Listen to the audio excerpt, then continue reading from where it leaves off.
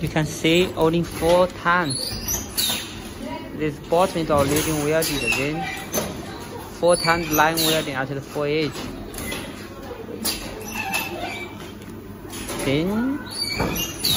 Then after peeling off the edge, then it's like this. It is like this without the edge.